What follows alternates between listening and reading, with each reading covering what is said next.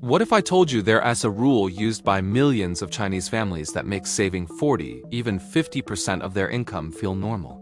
I'm not talking about rich people or savvy investors. I'm talking about regular workers just like you and me. And once you understand this rule, I guarantee you'll never look at money the same way again. In the US and much of the West, we're taught to celebrate saving 5, maybe 10% of our income. It's considered a huge win. But in China, the average household saves more than 36%. And during its peak years, that number was over 50%. No, that's not a typo.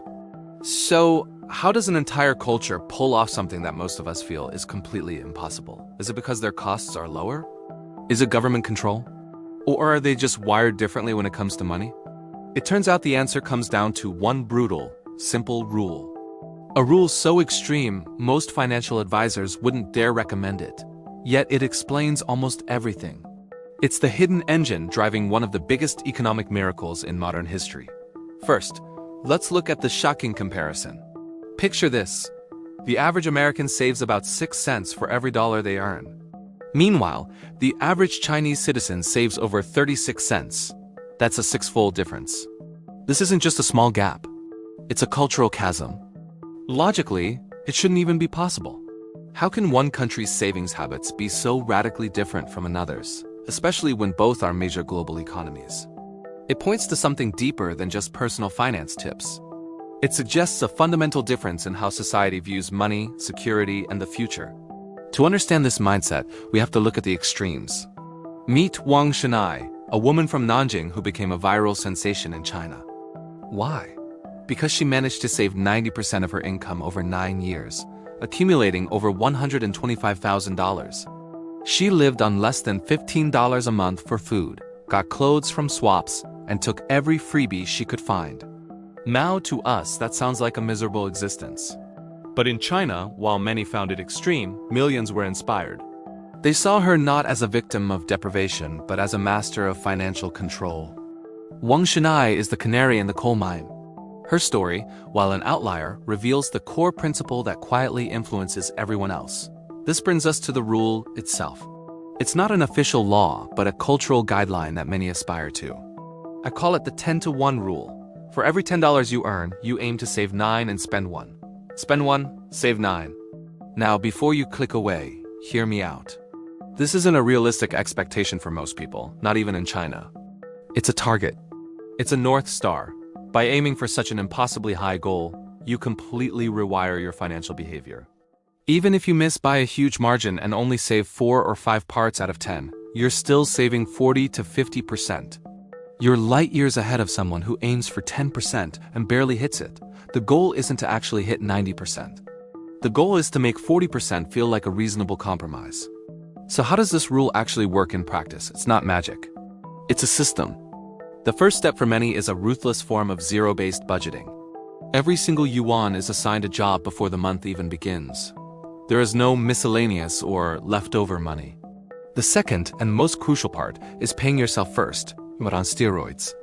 The savings goal, that massive 40 or 50%, is taken out immediately. It's not an afterthought. It's the first and most important bill you pay. What's left is what you have to live on. This simple flip kills lifestyle inflation before it even starts. A raise doesn't mean a bigger apartment or a fancier car. It means hitting your savings goal faster. The system is built around a brutal, honest distinction between needs and wants. If it's not essential for survival or your ability to earn an income, it's a want. And wants come last, if at all. This individual discipline is then supercharged by powerful cultural reinforcements. First, there's a deep-seated, almost allergic, anti-debt mindset. While credit cards are common, the idea of carrying consumer debt is often seen as a sign of failure, not status.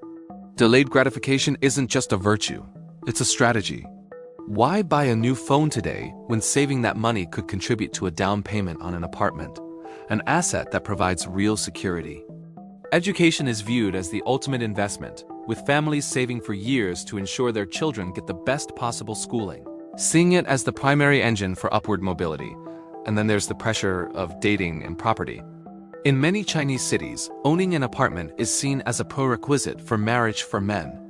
This creates a massive savings arms race among young people. It's not just about personal goals. It's about societal expectation. Finally, a historically weaker social safety net means you can't rely on the government for a comfortable retirement. You are your own safety net. This forces a level of financial discipline that simply isn't required in many Western countries. All these factors combine to create an environment where extreme saving isn't weird, it's rational. This environment creates a powerful psychological advantage. In the West, we often view saving as deprivation. It's what you can't do. You can't go on that vacation. You can't buy that new gadget. In China, high savings are often framed as control, security, and respect.